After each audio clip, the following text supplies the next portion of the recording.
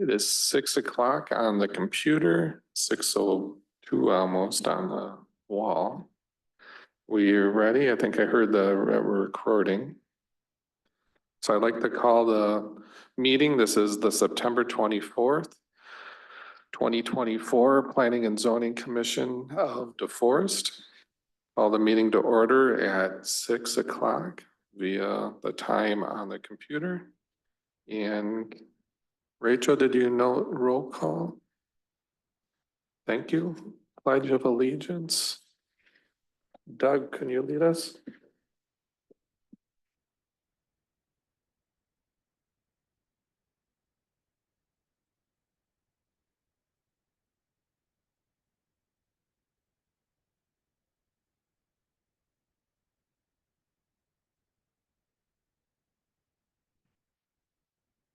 Thank you.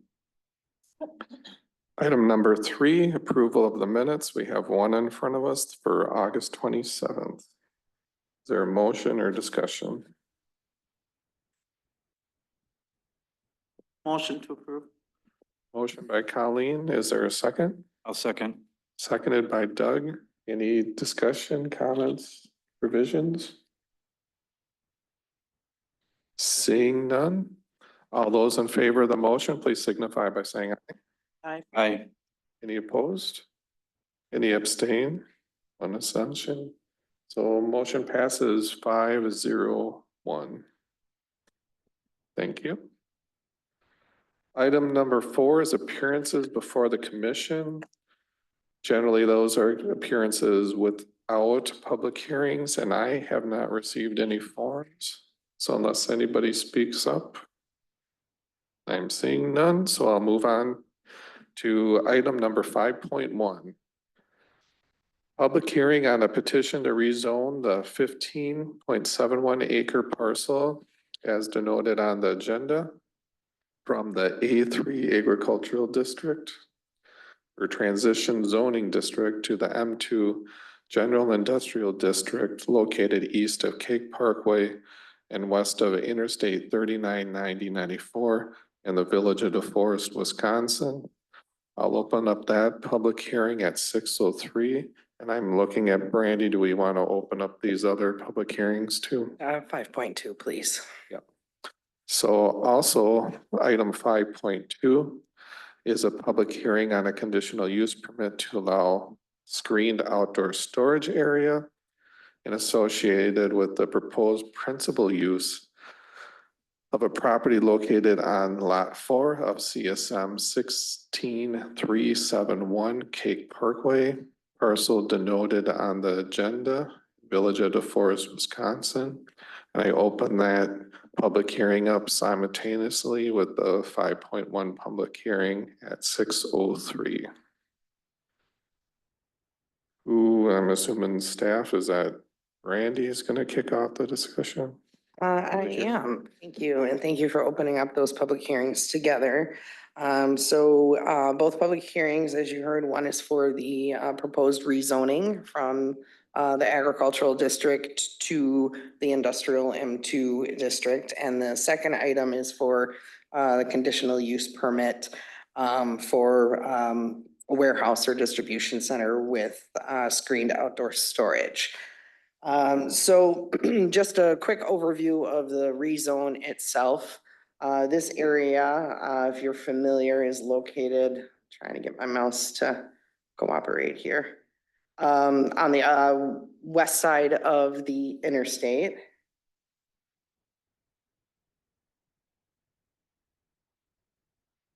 Sorry, I have to have pretty colors when I'm talking. This would be, just to give you kind of an idea, truck country located here to the north, the Green Acres Pet Resorts to the south. Up here is Highway V. This would be Hickory Lane. And this would be Cake Parkway that's coming through here. And we're specifically talking about this site right here as shown in the zoning map that was in your packet. So this is consistent with the comprehensive plan for this area for future development as an industrial park. So the rezoning is also consistent with the other properties that are zoned in this area that are currently under the same use. So it is consistent with all of that. The conditional use permit portion of it, this is very similar to the conditional use permit and the project that was done on Bear Tree Parkway by the same company, as well as a current project that's being built on Stevenson Street and Yahara Street with the distribution centers. Looking for a conditional use permit to allow for the outdoor storage component on this site. It would be a screened outdoor storage area. And if I can get where I need to be, I'll pull up the everything's on right.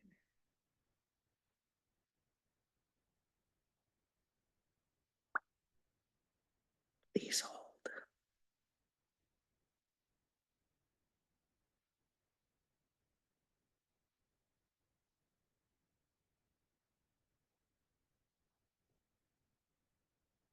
I don't know about you guys, but I can't see anything on that screen.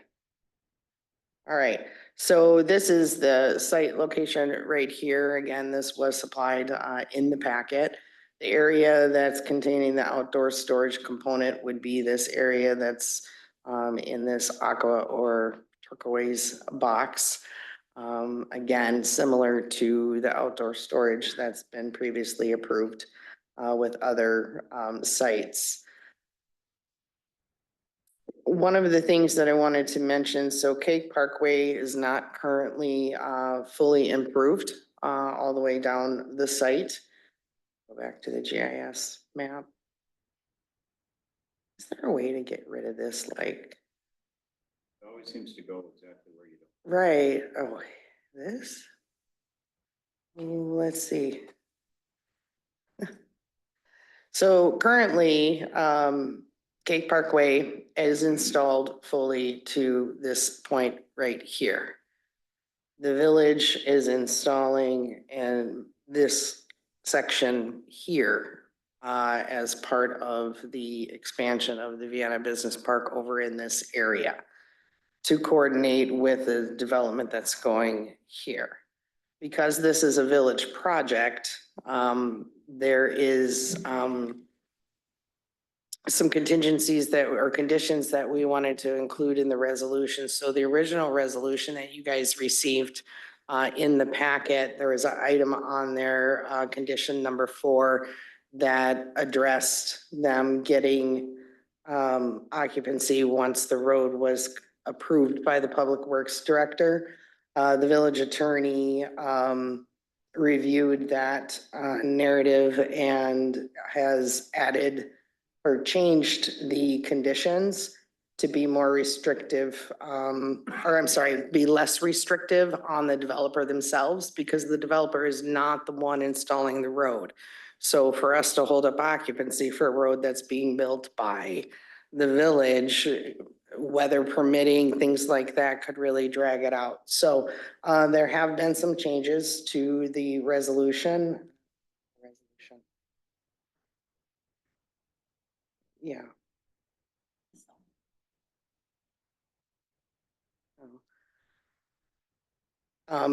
So what I can do is while we're in the public hearing, I won't go through all of the steps, but I do want to kind of go through those conditions after the public hearing to make sure that we're understanding what that change is going to be and that you would accept it. So 2 things are going to be happening is you're going to be, hopefully we will be able to move forward and then make a recommendation to village board on the rezoning of the land. The village board then at the next meeting will review that. And then you're going to take action on the conditional use permit itself. And once we're out of the public hearing, I'll go through all the conditions and we can review all the other stuff for the site plan.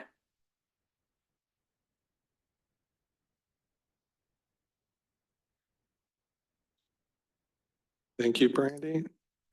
Is there anybody wishing to speak during these public hearings? Seeing none, I will close the public hearings 5.1 and 5.2 at 6:10 PM. And item number 5.3 is a recommendation on a petition to rezone the 15.7 acre parcel denoted on the agenda from A3 agricultural transition zoning district to M2 general industrial district located east of Cake Parkway and west of Interstate 399094 in the village of DeForest, Wisconsin. I guess I'm looking at you, Brandy. Do we want to open up both discussions too, or take these individually? I think if we could open them both up, that would be just fine, as long as you guys are all okay with that.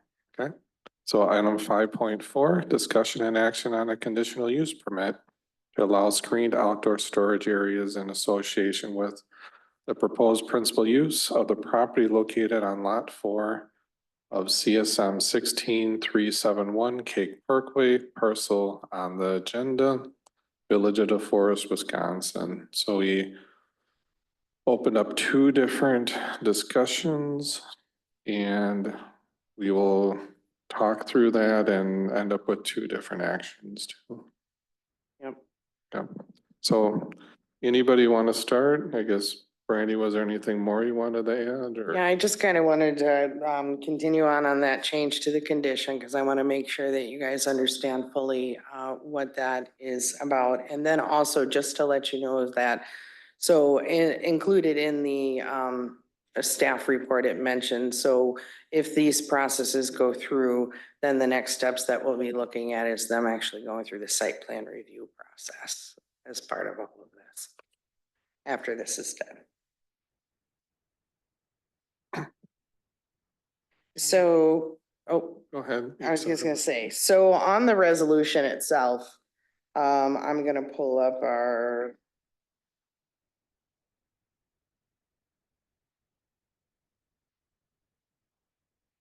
So the change to the resolution, and this is the red line version, so you guys could kind of see what was changed.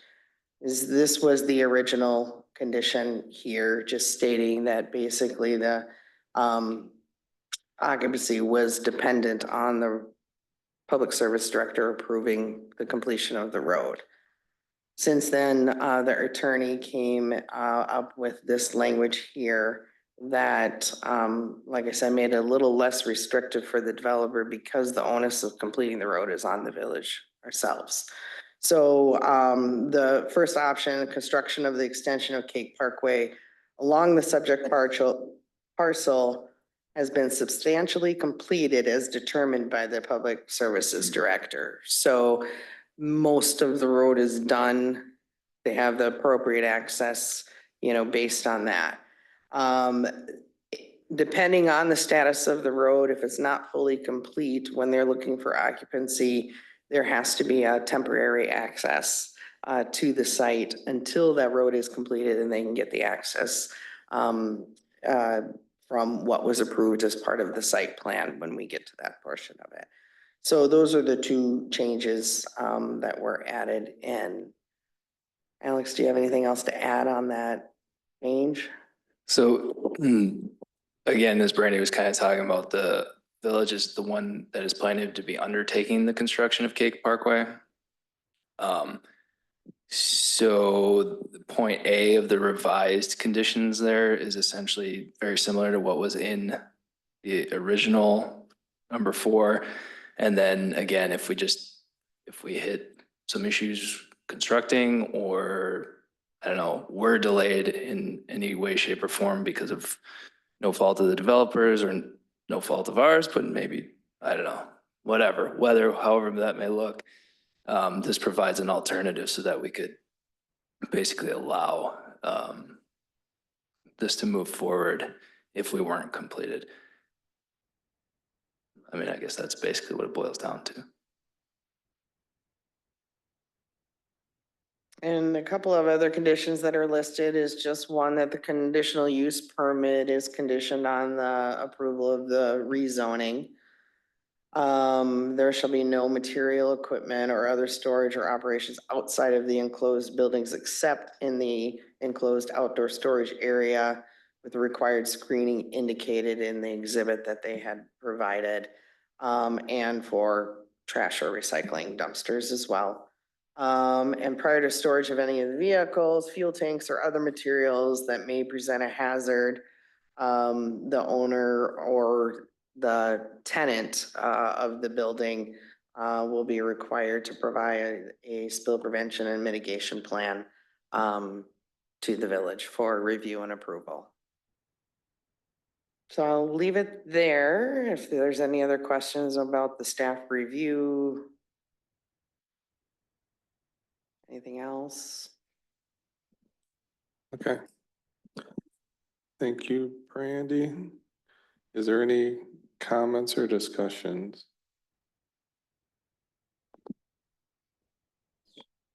Go ahead, Lisa. Thank you, Jim. I'm just curious, so on the packet that we received, item number 3, the prior to the storage of vehicles, fuel tanks and so forth, need an approved mitigation plan.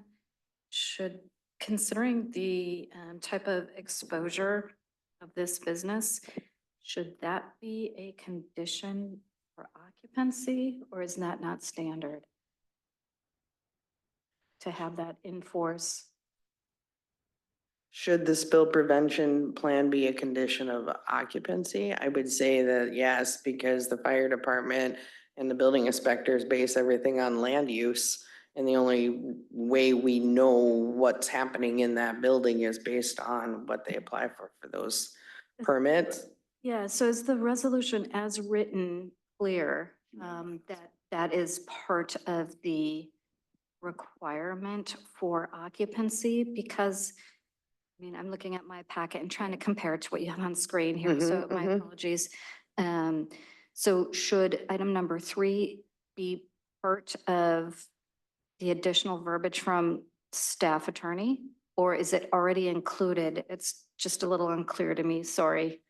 Yeah, could I chime in? I think I get it. So there could be, very well could be businesses that occupy the building that don't require any outdoor storage. And so there's no spill prevention plan for outdoor storage for such a business. There could very well be businesses occupying the building that put stuff outside that has no hazardous properties to it at all, pallets, coils of wire, things like that. So I wouldn't recommend that you hold up occupancy of any part of the building until a spill prevention plan is, because there might never be a spill prevention plan if no one uses the outdoor storage yard, or if they use the outdoor storage yard, but not for hazardous materials. Okay. The way it's written, it just basically says, before you put any of that stuff out there, you got to come to us and make sure that you got a plan to deal with spills or prevent them from happening. Got it. Thank you. Sure. Appreciate the clarity. Anything else, Lisa? Thank you. Anybody else from the commission? So I want to bring up one thing, I'll state my opinion and make sure that it can be included. Is the exhibit B, I feel doesn't talk a whole lot about, say, what the fencing is as far as like height and like the height of the storage and stuff. And I'm guessing please tell me if I'm wrong, we don't necessarily know what's going in there, so it's hard to say how tall a fence until we know what we're trying to mitigate or whatever.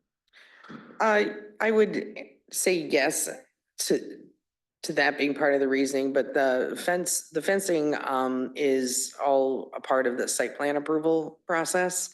So they would submit fence details to us with the heights of the fences, location, materials, things like that. So that's part of the site plan approval, and it's required as part of the site plan submittal in the ordinance for that. So now, say they wanted 8-foot fence and then they decide after that approval, they really need a 10-foot fence.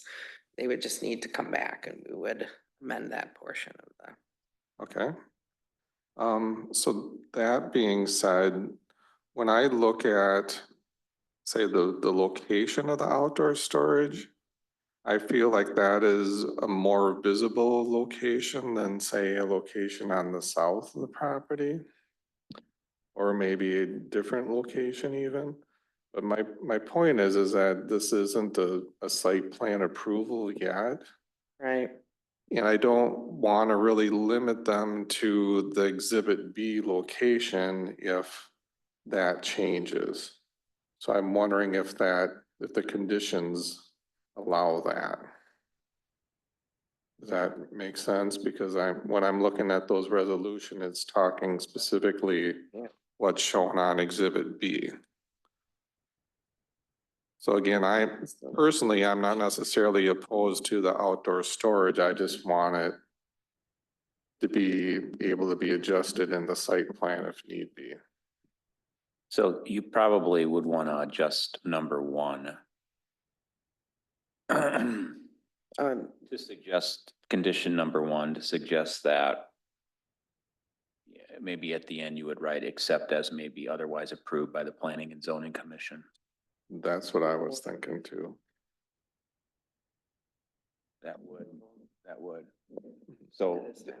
So what Brandy's saying is that, you know that when you submit a rezoning and conditional use permit application, and then you come with a site plan, as long as for a project like this, the ordinance is met, we typically wouldn't bring it to the Planning and Zoning Commission. What would be, if the resolution was changed in the way I just described, and they decided to go with a plan that was substantially different than Exhibit B, it would come back to the Planning and Zoning Commission.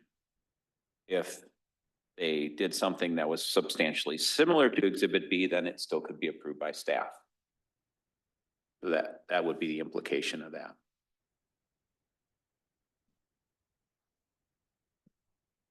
I guess I'm personally fine with that, and I'll throw another caveat into that. I personally feel that this location is very visible. And I wonder if it should be a site that is reviewed by the commission anyway. That you could also specify as part of your action tonight. I don't necessarily think it needs to be part of the resolution, but that can be done. Okay. Okay, well, with that discussion, again, this is my opinion. I'd personally like something to modify the one to allow for those changes. Would you, I know some of the terms that we typically use, and I think you've got the language in the first condition there, project consistent with. I know we sometimes say generally consistent with that represented, and that can give a little bit of leeway. Obviously, if they shifted it all the way to the south side, that's a totally different animal. But something like that might allow for that. And I would also recommend, if you're gonna go that route, maybe looking for the second condition too, and including that there as well.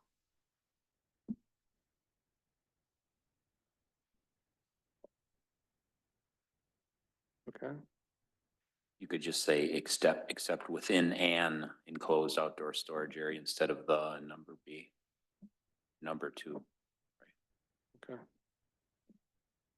Jean, did you want to say something? Yeah, can you help me understand what your concerns are that you have that wouldn't be addressed by the zoning administrator when a change came in?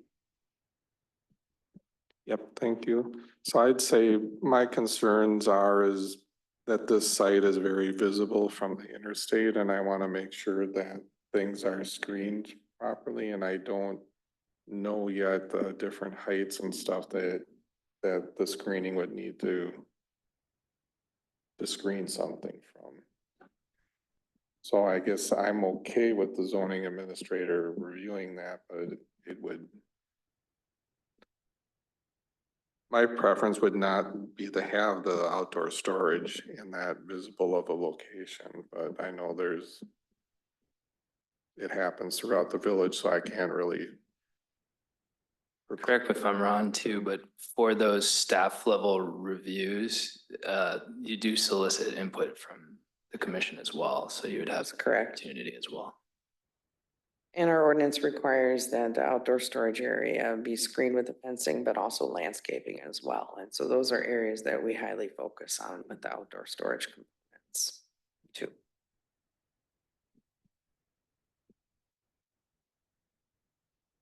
So I guess myself personally, I would like to see the resolution modified a bit, just in case there is changes that we wouldn't have to retake up the resolution. For the outdoor storage. Yep. Area. Yep. Mhm.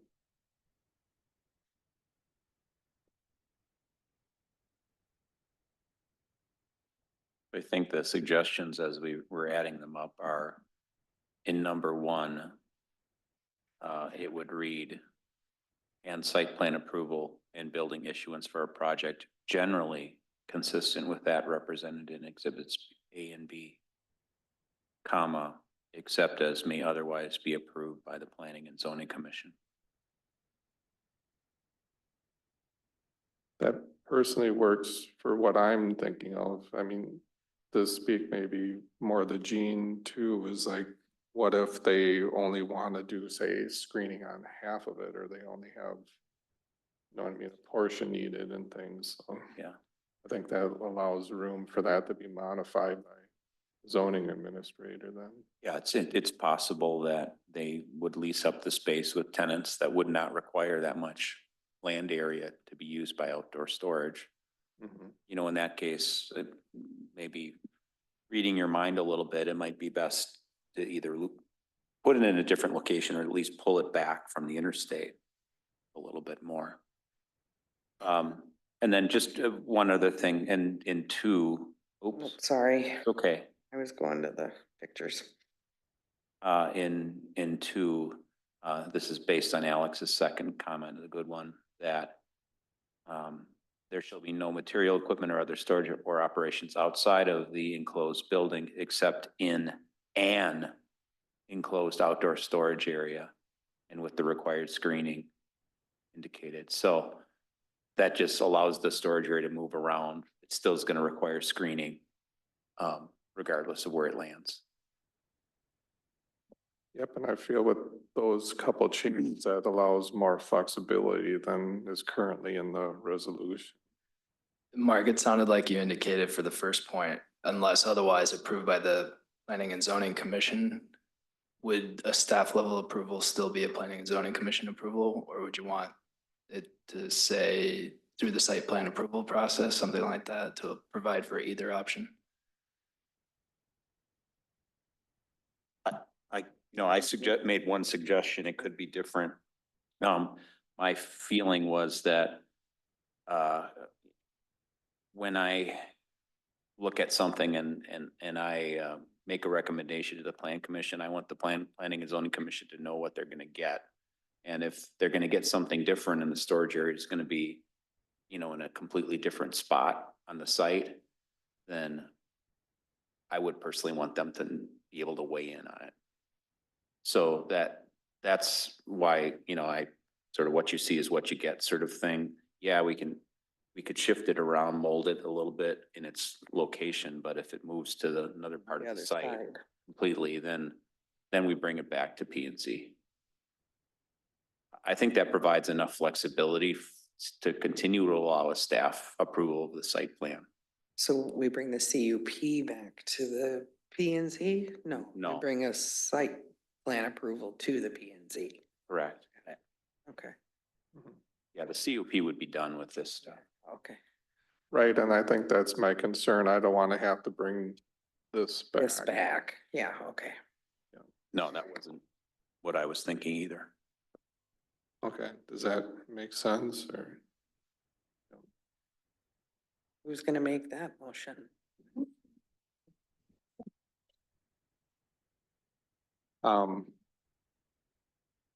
I saw you reaching for one. I'm getting water.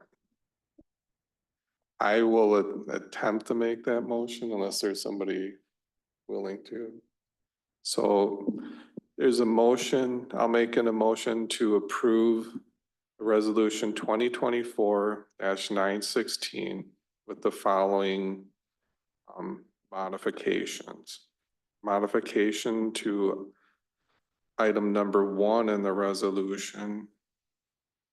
And Mark, if you can help me out, there was a word that wanted to be changed. Adding generally consistent. Generally consistent. And then at the end of 1, we wanted to add, As otherwise may be approved by the P and Z, yes. Except as, and I wouldn't put a comma after B. except as otherwise may be approved by P and Z. Yep. So that's the changes to number 1. And the changes to number 2 is simply changing in the enclosure to in an enclosure. So that would allow to the enclosure to be modified. 3, I believe, is still as written, and 4 would be pretty mostly completely rewritten to the red text that has been presented to us tonight and is currently on the screen. Is that clear enough for a motion? Before making that, I just want to point out that we would be taking this item out of order from the agenda if we're moving on this one. Not to make you say all that over again. You opened both of them, so you Open He both of opened them, so, So we're good? Okay. Okay, I didn't. I was gonna say the same thing, Alex. I don't think. yeah, not preferred, but Okay, so we have a motion. Everybody understand all of the changes? Okay, any questions? I do have a question. The interstate's elevated. So what is the intention of the ordinance? Because you're not going to hide stuff from the freeway. Gonna soften up the views a little bit. I'm sorry? Soften up the views a little bit from the interstate, like when we incorporate, landscaping and berming and all of that stuff. It does help break up from all you're looking at as one big, huge industrial building. As things grow over the life of the land, it fills in quite a bit, so, yeah. The site will be regraded too, so you shouldn't assume it, the Right. site will be regraded. So it will be at a slightly different elevation likely than it is right now. Okay. It's called beautification. It's fancy words. I will second Jim's motion. thank you, Doug. Any further discussion on that conditional use permit motion? Seeing none, all those in favor, please signify by saying aye. Aye. Any opposed? Motion passes 6-0. And also that was open for discussion is the 5.3. And we need to continue the discussion with that, and in front of us is an ordinance prepared by the village staff. Any discussion on the ordinance or anybody willing to make a motion? And just as a reminder, this would be a recommendation to the village board.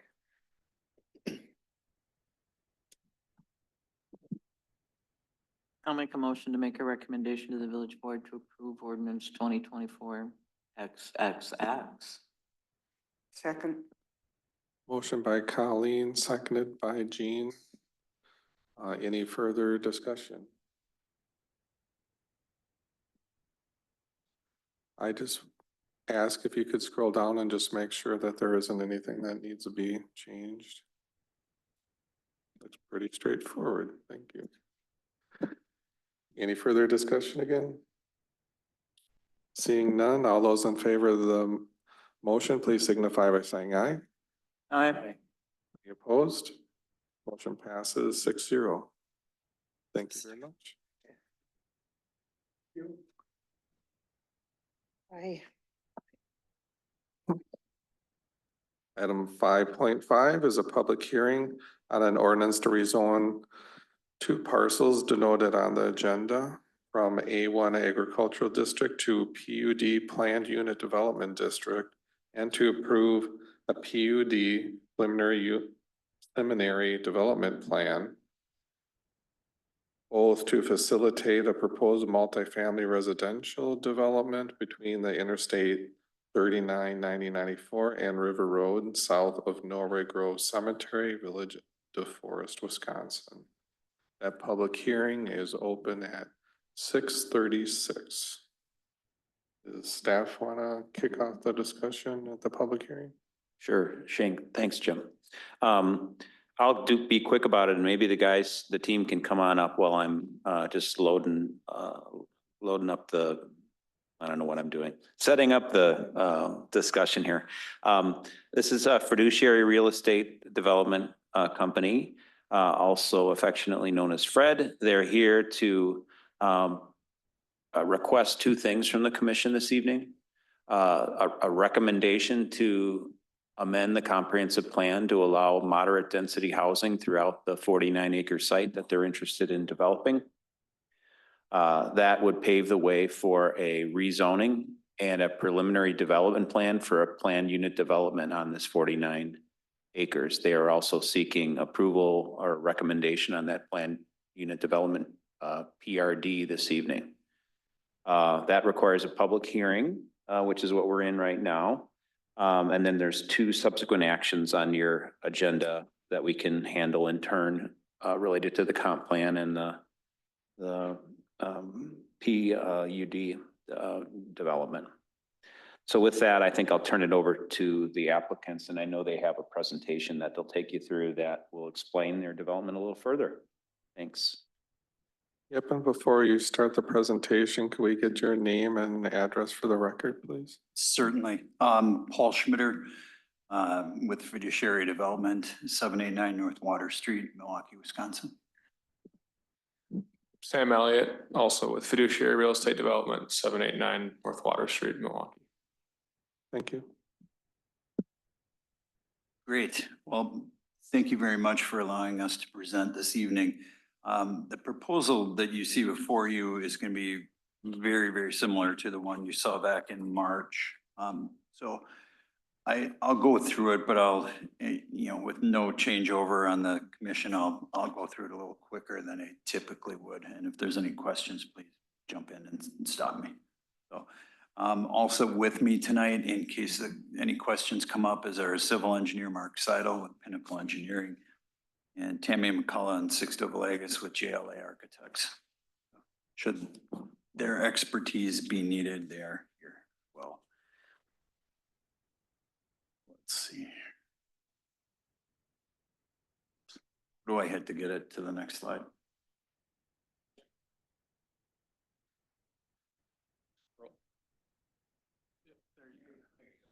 Okay.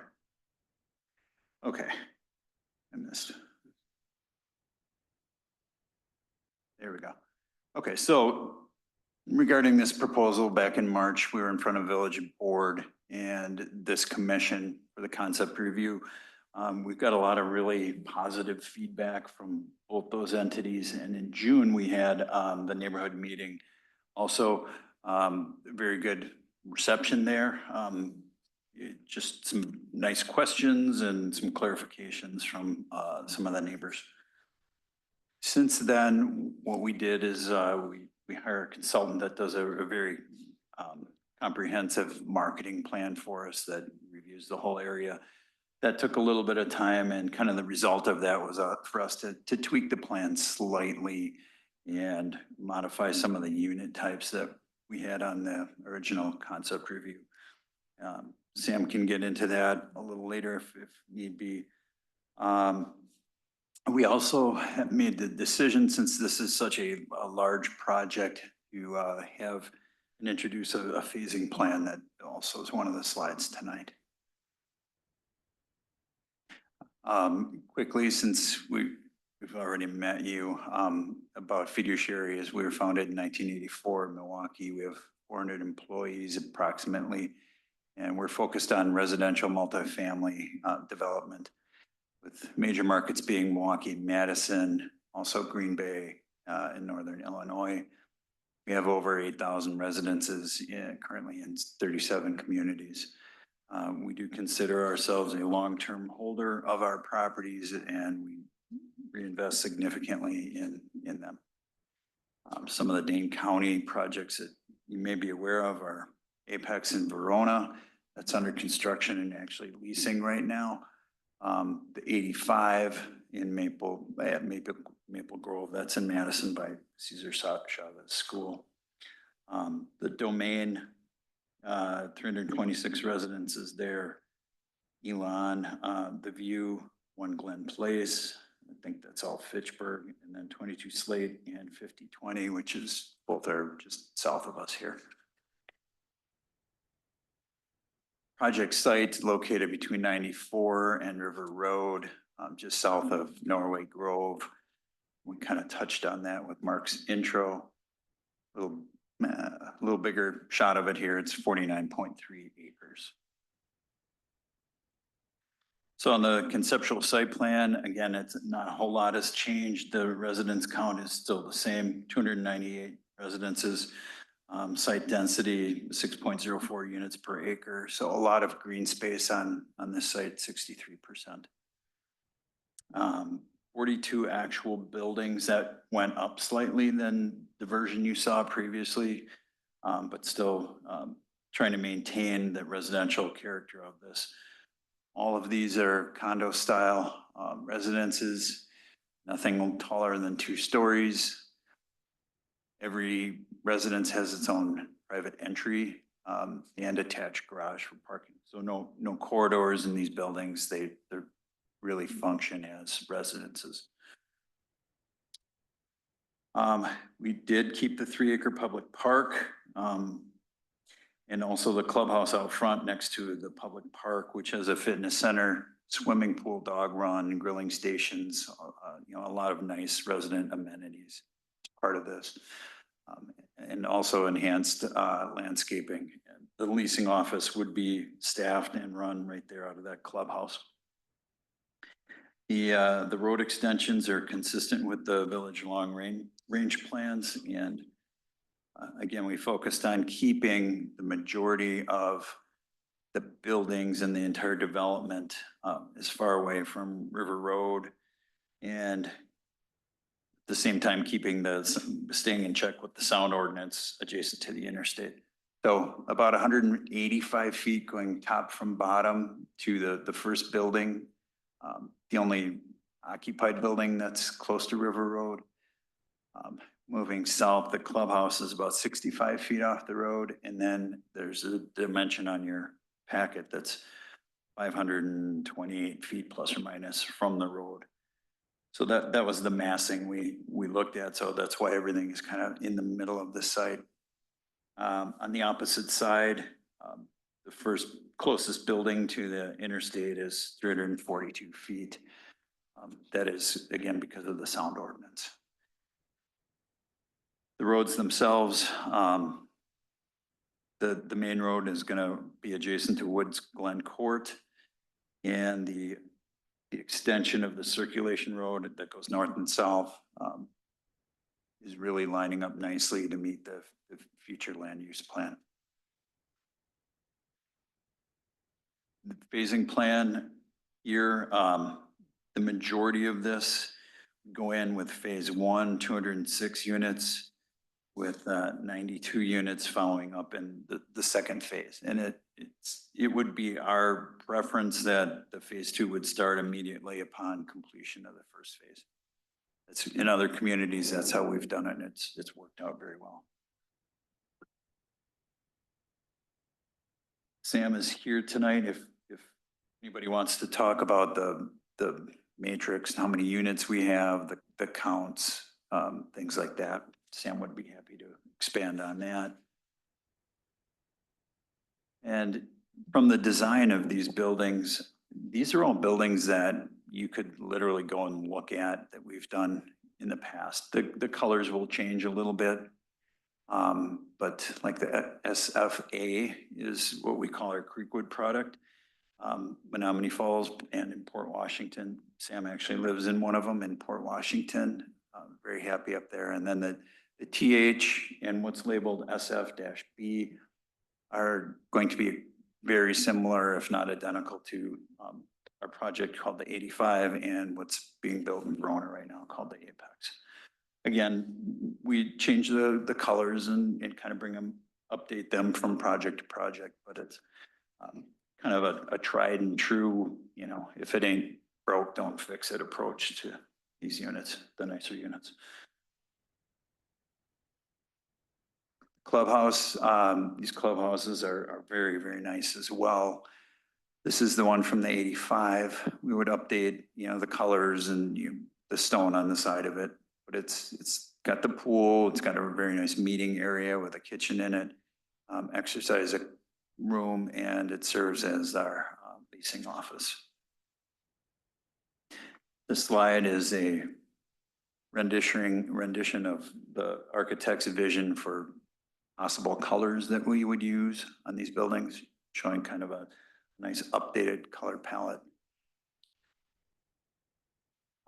Again, another rendering of the site itself, giving you a good view of, you know, where the massing is intended to occur on this site, right? Kind of right in the middle again. And I always like to finish on the site plan because that's usually where most of the questions originate from. So with that, I'd be happy to answer any questions you might have. Thank you. I guess I just want to know, we're still in the public hearing, and so is there anybody wishing to speak during the public hearing? And I see none, so I'm going to close the public hearing at 6:49 and move on to 5.6. Recommendation on a resolution to amend the future land use map, conceptual plan, development plan, Northern Interstate Corridor in the Village of DeForest Comprehensive Plan affecting lands west of River Road and north of Daly Road. So again, thank you for your presentation, and we'll take questions as we work through these items. But Certainly. as I look at staff, is there anything you want to mention before we open it up for discussion? I have a question for you two. Where would I find the items for this? Under 5.7? You click right on. I see it now. Thank you.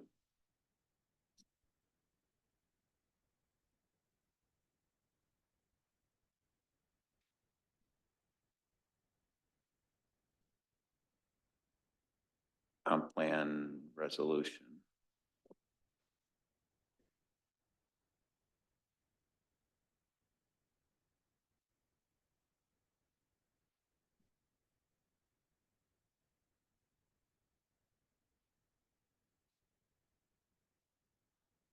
I'll start clicking on things, but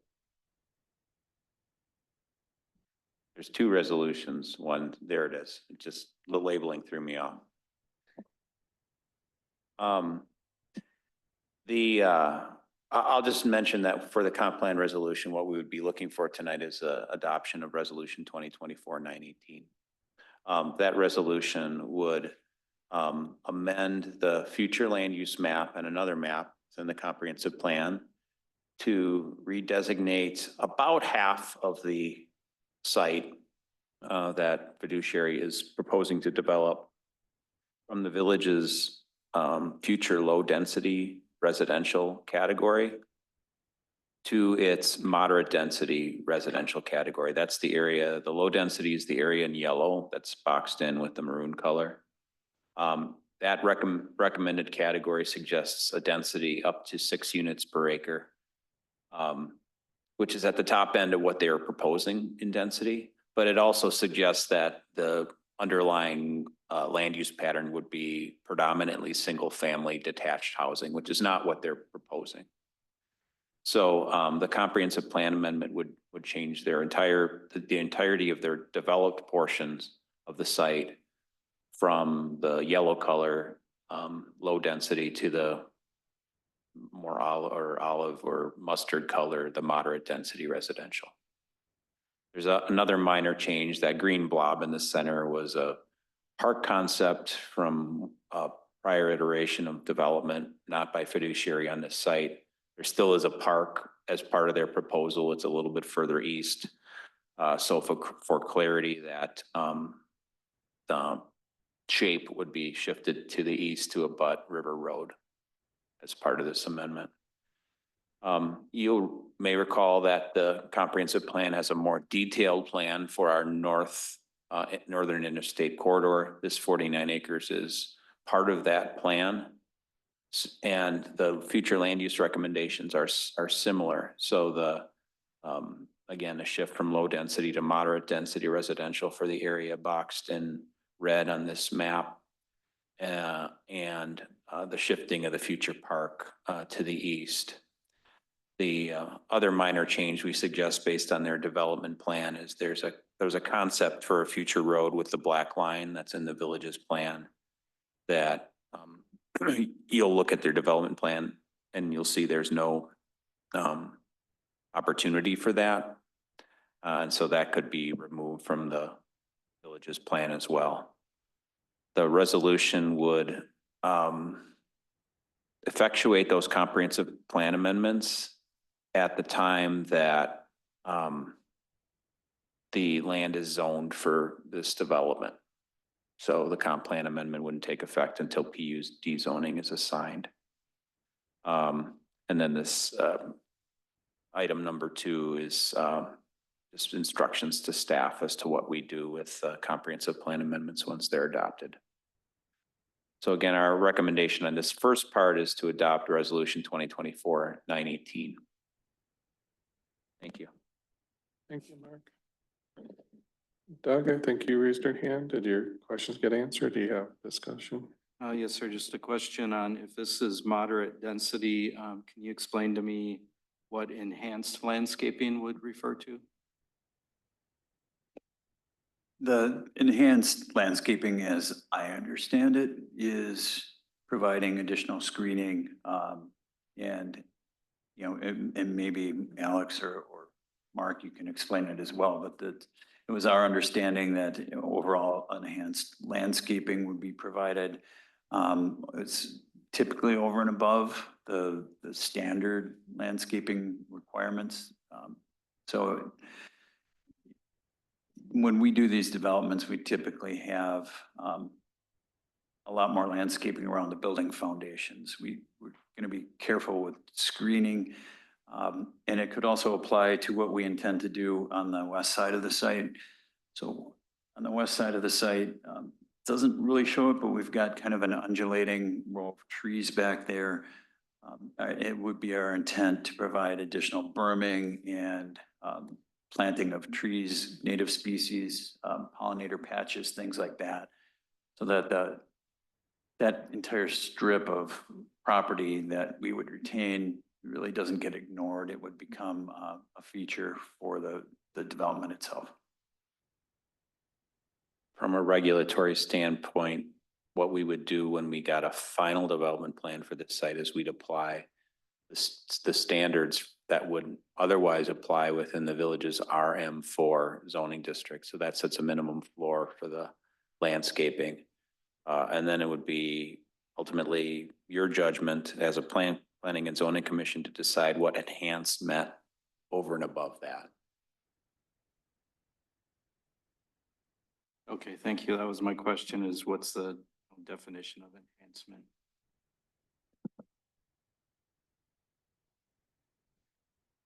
Anything else, Doug? You have Colleen? You mentioned a neighborhood meeting. Can you tell me what you heard there? Yeah, the neighborhood meeting had a husband and wife couple from directly across the street. that had quite a few questions. Alex was there, Brandy was there. I think it had a very good tone to it. It was very positive, and I think we got most of the questions answered. Overall, I think it was very lightly attended. I think there was maybe 4 people. About 4 people that came. I Yeah. would, Did you invite? yeah, so, just to kind of give an overview of the invite went out to everybody in Woods Glen, Chris Evans to the south, Norway Grove Church, and the western portion of Sunnybrook, up on the hill because they're abutting River Road there. So those were all of the people that were invited. The couple that you referenced, that were there that asked most of the questions. So drawing a blank on his name right now, but he's been kind of the advocate for the western or the Woods Glen neighborhood. He lives in that neighborhood. And so he and I throughout several of these processes, he's called with questions and things like that. And he brought a lot of what the neighbors' concerns may be, which, were all addressed positively at the meeting, and they were satisfied with, what the village was, doing, and then also what was being proposed.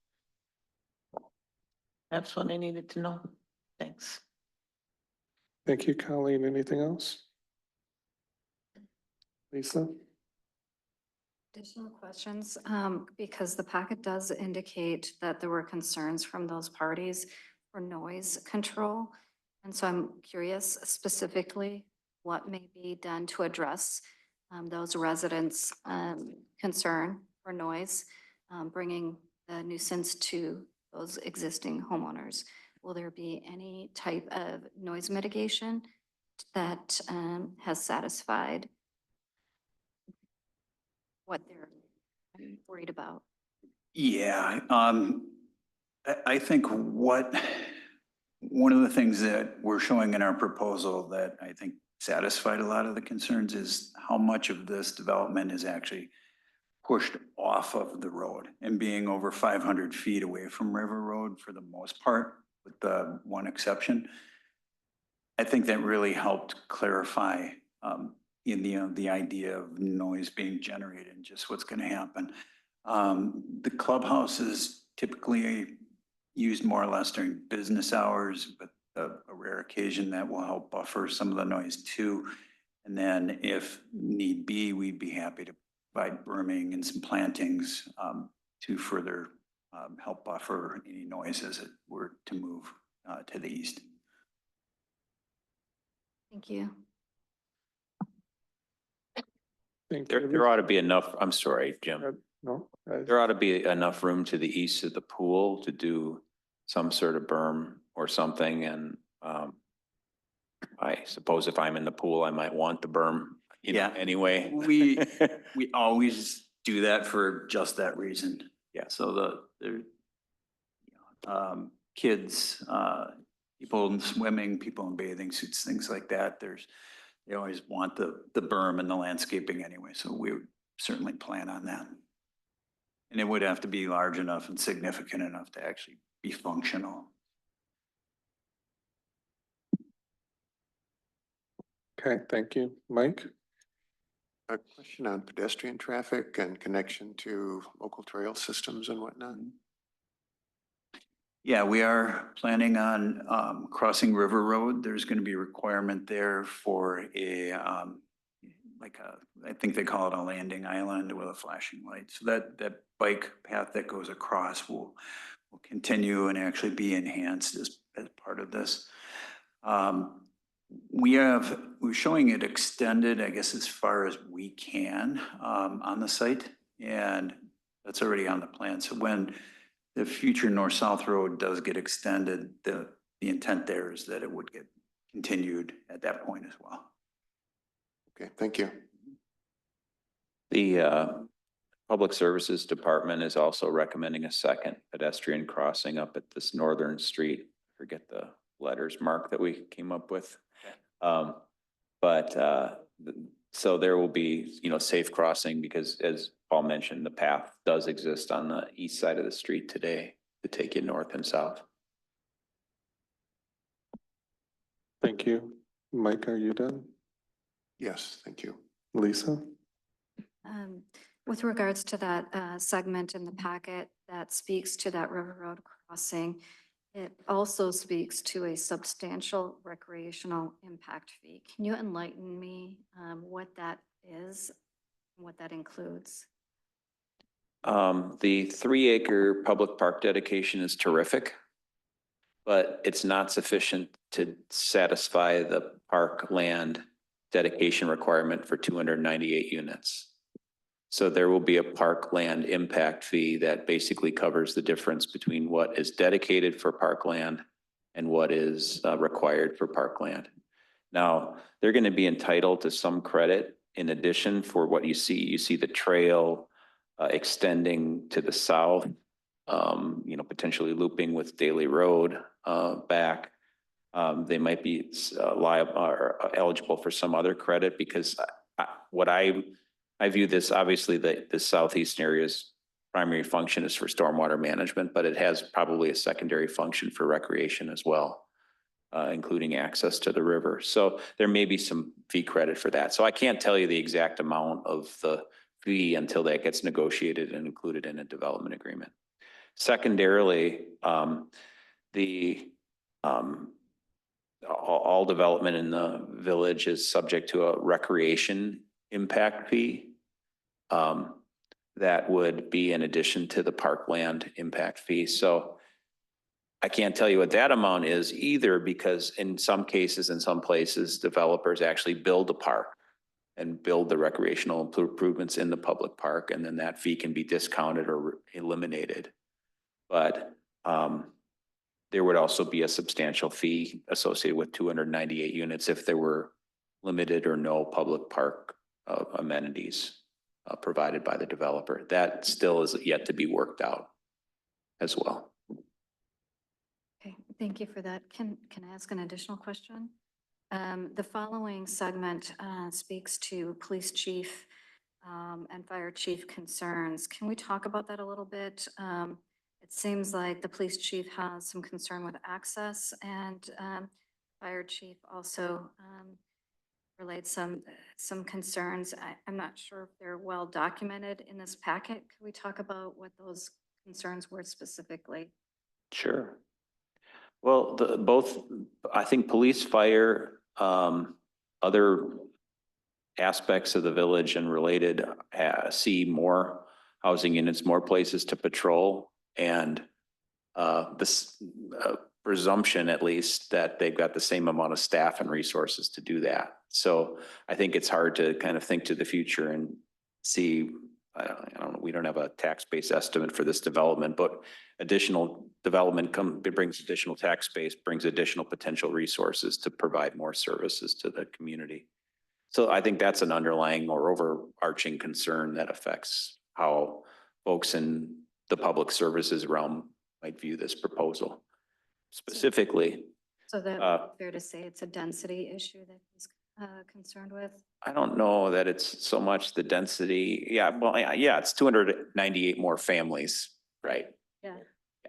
Yeah, that's fair. Part of the proposal here Yep. tonight.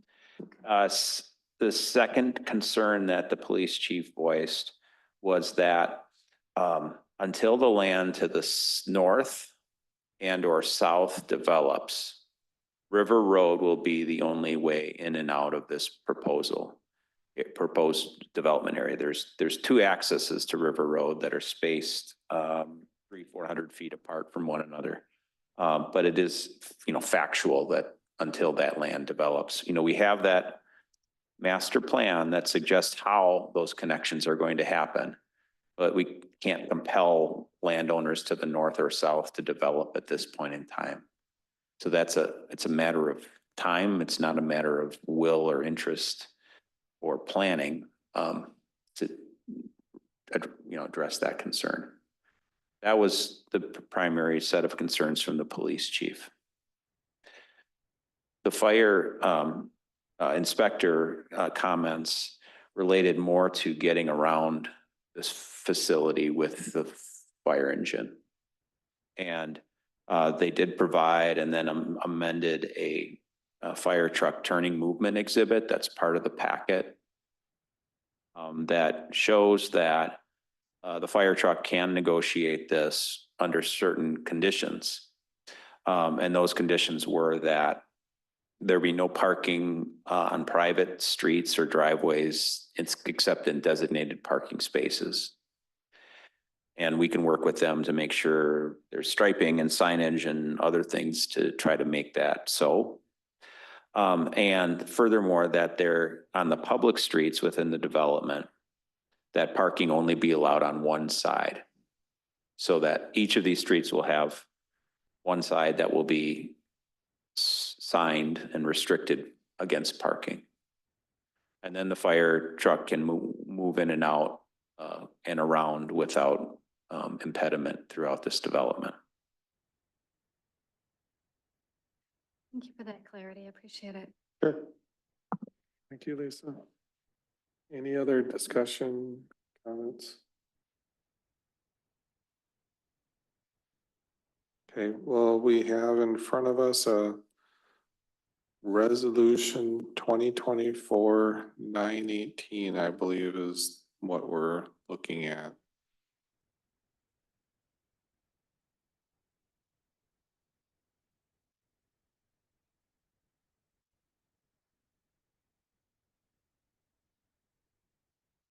So that's the recommendation by staff. Is there anybody willing to make a motion?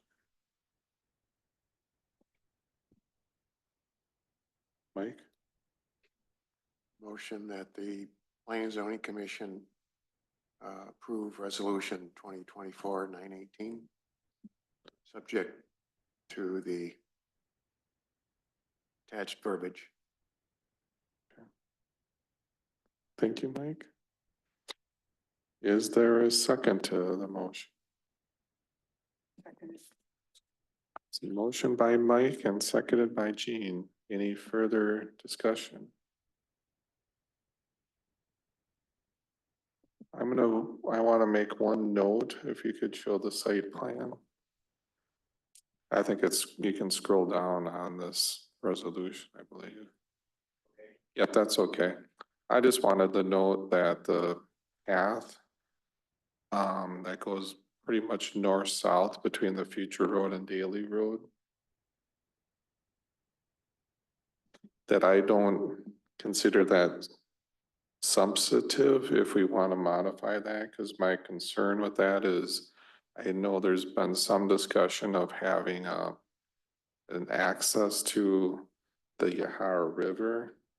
It'd be my preference that would say directly line up with the access rather than have somebody walk on Daly Road to get to the access.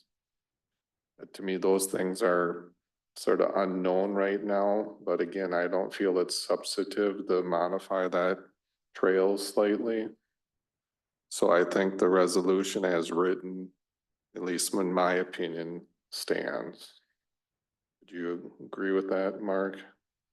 I would. I think we're going to see between now and the final development plan, we'll see some changes. The other thing that I know that our public services people are not convinced of is a parking lot for the public park.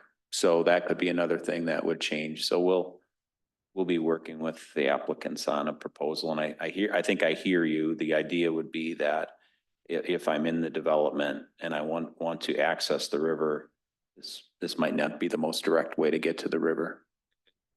We've also talked, not necessarily with this project, but with other projects, to have paddling access to the river. And that could be also accomplished with this development, either by parking here, or parking on street on the bridge, when there's actually quite a wide bridge with parking available there. So those are some details. I think there's a lot to work out with respect to recreation planning. Good, exciting stuff, but between now and the time we get to a final plan. Yep. I just wanted to note, I don't think any of those things you mentioned are substantive. So I think, again, the resolution is well written. So Any other discussion or comments? Seeing none, all those in favor of the motion, please signify by saying aye. Aye. Any opposed? Motion passes 6-0. And we have another one on the same parcels. It's items 5.7. Recommendation on an ordinance to rezone parcels, 2 parcels denoted on the agenda from A1 Agricultural District to PUD Plan Unit Development District, and to approve a PUD preliminary development plan, both to facilitate a proposed multiple family residential development between Interstate 3990-94 and River Road, south of Norway Grove Cemetery in the village of DeForest, Wisconsin. Mark, I'm guessing, or? I'll try to be brief. We've started to spill into the details of this with our prior conversation, which is just fine. This would be a village board ordinance that we're asking you to recommend. The ordinance, I'm just gonna buzz through it and then we can regroup and talk about anything you like. The ordinance would do a few things. It would rezone the site to planned unit development, 43 acres. However, that rezoning wouldn't take effect until you approved a final development plan and they pulled a building permit. So we didn't have a phantom PUD hanging out there in the future. And they've, under statute, they've got 5 years to kind of pull this thing together. And then there's a section 3 of this proposed ordinance would be the approval of the preliminary development plan, which is attached to the ordinance. In large part based on this police, fire, and public services review, there's some conditions of approval within the ordinance that would require them to amend the PDP before it, got published, so to speak. And those relate to I'm just going to rumble through these again real quickly. They relate to management of the site. They relate to some further relationship to what people can do in their units. People are doing home occupations all the time. We want to make sure that we don't have zoning rules that prohibit that or are silent to that. A neighbor complains and then Brandy or Rachel kind of shrug and say, I guess we can't do home occupations in this PUD. We want to cover those kind of things in these documents. This information, a couple typos, but this information talks about street design standards. We didn't talk about all the streets. Most of these streets are public. There's potentially one of the through streets that's a private street with a public access easement. That's described a little bit more in this section. And we talk in this paragraph below about the restrictions on parking that I mentioned in response to Lisa's question earlier, that would be documented here and then detailed within final plans later. The concern with projects of this scale is not how it'll look and perform in day 1 or year 1. It's how it'll look and perform in year 30 and year 50. And so having a long-term maintenance plan, a mechanism, an approach for operating the project, providing security, and a plan for coordinating with police in the event of an incident that would require their assistance. So that would all be laid out, especially in the final development plan. Those are the main changes to the document. The preliminary development plan itself is an exhibit to this agreement. It includes more detail along the lines of the presentation that you heard from the fiduciary folks earlier tonight. I'm happy to go to that or answer any questions you might have. Thank you. Thank you, Mark. Any discussion or questions from the commission? Or there could be a motion if anybody's ready.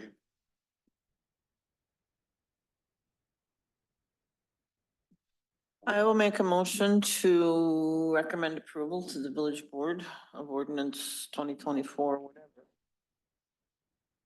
Thank you. This motion, Second. motion by Colleen, seconded by Mike. Recommend the ordinance as written, 2024 dash whatever. Any discussion?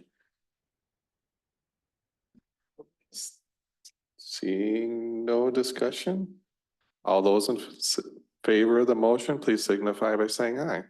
Aye. Any opposed? Motion carries 6-0. Thank you guys for coming. Have a good night. Safe drive.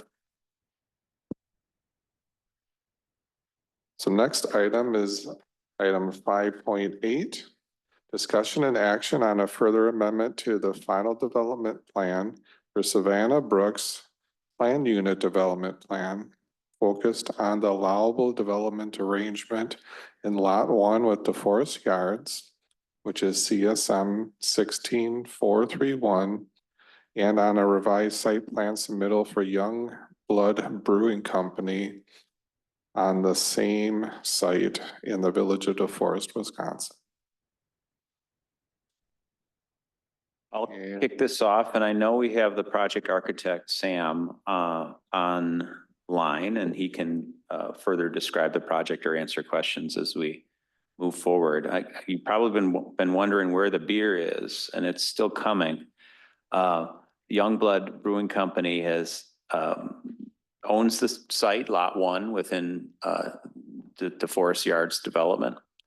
Has, for business purposes, elected to alter their proposal from what was to be close to a 20,000 square foot building with a brewery, distillery, maybe bottling and canning facility, and a tap room, to predominantly just a tap room of about 6,600 feet instead of 20,000 feet. That tap room would be located in the same general location it was always to be located on the site, close to the ice rink and outdoor recreation space, close to another restaurant. I don't know if it's publicly known what it is, but there'll be a second restaurant at the west end of the mixed-use building you see going up right now.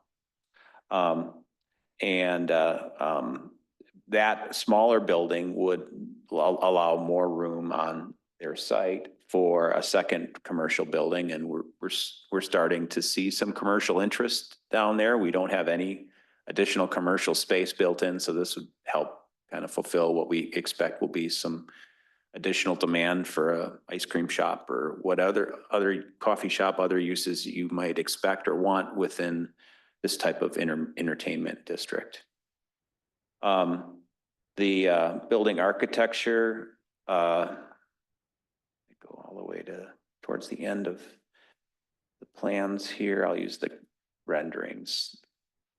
The building meets and exceeds all material standards. It's actually, in terms of architectural design and materials, an enhancement over the larger brewery that was approved for this location. This is the rendering as you were looking at it from next to the ice arena, looking to the north. This is as you were approaching the primary parking lot for the tap room would be from the east. Thank you very much. As you would be approaching from the east, the tap room proper is in this location. This is the north side of the building, the sort of the business end of the building, where there would be some brewing going on to supply the tap room predominantly, featuring the large windows showing the brewing equipment within it. And then the view from more or less the west is what you see here, including an outdoor area, which was always part of their plans, and the east side of west side of their building. So the reason they're here tonight is that the final development plan that was approved and the site plan that was approved didn't anticipate the smaller building. The final development plan changes are mostly cosmetic. This is the overall zoning rules for DeForest Yards contained within the Savannah Brooks Plan Unit Development Final Development Plan. So we do have a resolution for the commission to adopt Resolution 2024-917 that would incorporate minor changes to the FDP to accommodate what I just described. And then we also have a recommendation included in the staff report to approve the amended site plan submittal. I don't know if I stole Sam's thunder, if he has anything more to present to you, but we can try to. That was, can you hear me? We can hear you. Okay, that was great. Thank you. I'm here to answer any questions, but I think you covered the scope and scale. Well, thank you both very much. Is there any discussion, comments, or a motion from the commission? Lisa? I do have a question in regards to the lot one and some of the changes made to facilitate the opportunity for additional exposure, ice cream shops, whatever.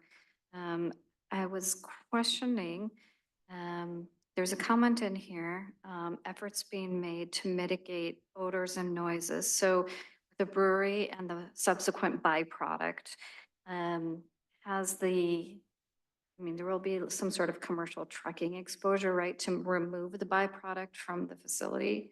Has that location changed in any way that might put the odors and noises at risk for some of the other potential businesses or whatnot? Yes. I can try to start to answer that, and then Sam can enhance it. Okay. With the larger brewery proposal, we would have expected more intensive brewing activity, more trucking, larger trucks, more frequent service. So from a resident compatibility standpoint, this is better. The location of the activity such as it still exists is roughly in the same location as it was before. So it's not any closer to the housing to the east. And so I would be surprised if there were any noise or odor issues at all beyond the Lot 1 property line. Thank you. Thank you, Lisa. Is there any other discussion, comments? And there's a resolution, right? Yep. Yes, I'm going to ask that the commission adopt, make two motions, I suppose.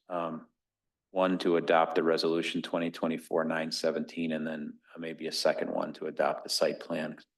I'll bring up the conditions for that in a moment.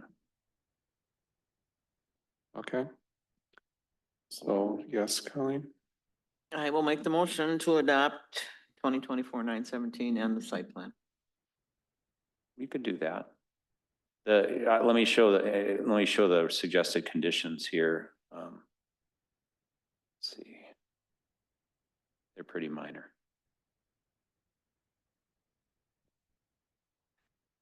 So the conditions are here in the staff report for approval of the site plan. Basically tying them to the plans that they have provided. They've already revised the plans per the village engineer letter, but I'd like him to confirm that. There are minor fire inspector comments that are included in my memo. Some of them related to fire access, that's covered in B and C. We just need a detail sheet for their dumpster enclosure area. Cascade, the developers DeForest Yards technically has to approve the plans before they can get a building permit. And the rest of the conditions are fairly standard to other things that are going on in DeForest Yards, where there's a bench or a garbage can or other thing that may not be on the plans. Brandy has the ability to approve those going forward. 4 relates to storage, making sure that it's in its place. 5 relates to exterior sign exterior sign installation. And 6 merely says that we're not approving the north building yet, but that needs to come forward at a future date. Thank you, Mark. And Colleen, I want to ask for clarification. Is that your motion is to have that resolution as written, including also approving the revised recommendations for the revised site plan as shown here on the screen? Yes. Thank you. So we have a motion on the floor. Is there a second? Second. Motion by Colleen, seconded by Mike. Any further discussion, comments? Seeing none, all those in favor of the motion, please signify by saying aye. Aye. Any opposed? Motion passes 6-0. Thank you, and thank you, Sam. Thank you very much. Appreciate it. Next item is presentations and discussion. I do not know of any. Item number 7 is different reports and the chair's report. I will note that the village board, we are a lot of conversations about the budget. We talked about the capital improvement plan. We are actually going to be working on I call it a cooperative boundary agreement because that's the way it was written on the village board, but it's some minor changes to some property lines in the area that used to be known as the Knolls, and I think it's Oak something in Windsor. Oak Springs. Like, Yep. what is it? Yep, so there's a boundary that needs to be corrected. We rezoned the Springs of the Forest, which I believe that's the area near Fleet Farm, if that's correct. And there is the certified survey map that we discussed near Hickory Lane that got approved. I know it is the Lindy property, but it's a different owner now. There was an amendment that we also discussed here, amendment to TID number 6, our 3rd amendment that was approved.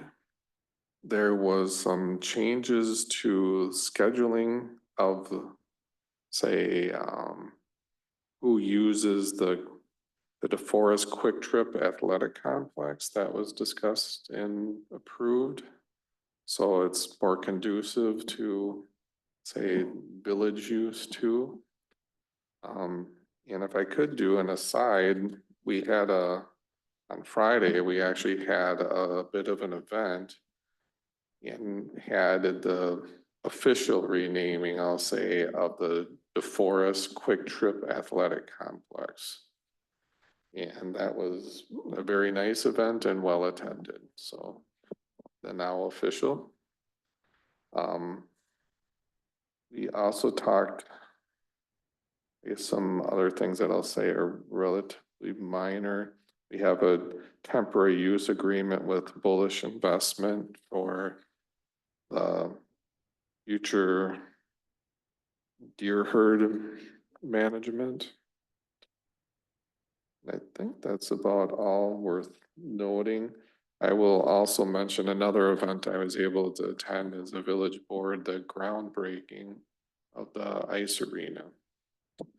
And Mark mentioned already, he didn't know if it was public, but I know at that groundbreaking, it was mentioned or shown that there will be a Mexican themed restaurant is what is going in off of that building that was shown tonight. I don't exactly know the name, but the current those owners also own a Rhonda's restaurant. So I think, again, very exciting for the area. And that's everything I have noted. Staff report, anything? Steal Alex's thunder. Do you love pizza? So we've been trying to really promote the housing strategies workshop. That's gonna be this coming Thursday, starting at 5, doors open 4:45-ish. Exciting draw is Branch and Daughter Pizza will be available for everybody to partake in. But I know some of you have registered already for that, but please, I think it would be very beneficial for the commission to all participate in that, so that way you can kind of see as Dane County as a whole, you know, housing strategies, needs, you know, we're trying to plan and work with the community on what the best needs are for the village. So I would highly encourage you guys, if you have not registered, you can go on to the village's website under Engage DeForest. There's a little node in there regarding the housing strategies. You click on there, and then there's I think Vanna is gonna show us how to get to the registration site. But you click on there and you can register online. And we do prefer if you register ahead of time. That way we can, you know, make sure we have enough food, drinks, and materials for everybody. The Engage DeForest website also has a lot of information out there that we've gathered through focus groups and other means. So if you're not able to make it, feel free absolutely to go out there and kind of peruse. And if you guys have questions or concerns, we're more than happy if you guys want to reach out to us about any of that. There's my spiel. You say Alex is gonna show us, or Vanna's gonna show us? I heard Vanna, that was news to me. I plead the fifth. I will just add that on the Engage DeForest website, there is a very brief report out from the focus groups that we did regarding housing. This will actually be turned into a broader strategies report, which we'll bring back to you all in October to take a peek at and weigh in on too. If there's any questions on that, we could take it. Otherwise, I'll have one other staff update. Go ahead. So, Lisa, you had asked a question with the fiduciary development that was on there in terms of what were the concerns with fire and EMS and police. So, and a lot of the topics that you touched on, I think, are important things that we're going to be focusing on from the community development department next year. So we're going to be going out for, we're hoping to put it in the budget for next year to do a cost of community services analysis. Stop me if I've already talked about this here before. Where we're trying to quantify or have a framework, I guess, within which to evaluate different kinds of development and the impact that it does have on all of our provision of services, not just police, fire, and EMS, but also infrastructure and those types of things. So it's something that's front of mind for all of our staff at the village as we continue to grow at the pace that we do. And so I think next year is the year that we're going to try to tackle that a little bit more comprehensively.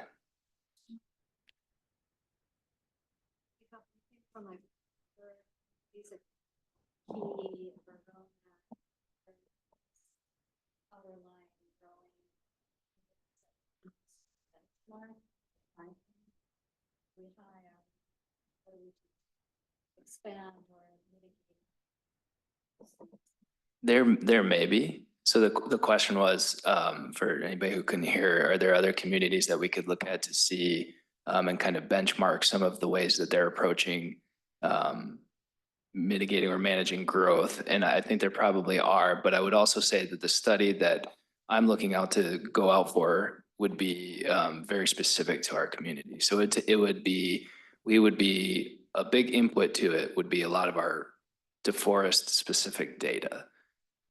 But there certainly could be, I don't know offhand.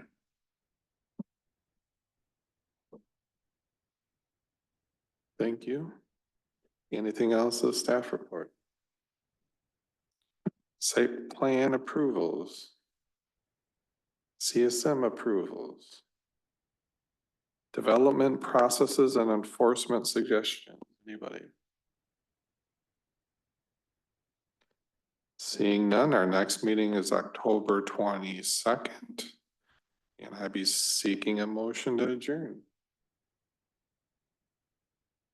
I will make a motion to adjourn. Is there a second? Seconded by Lisa.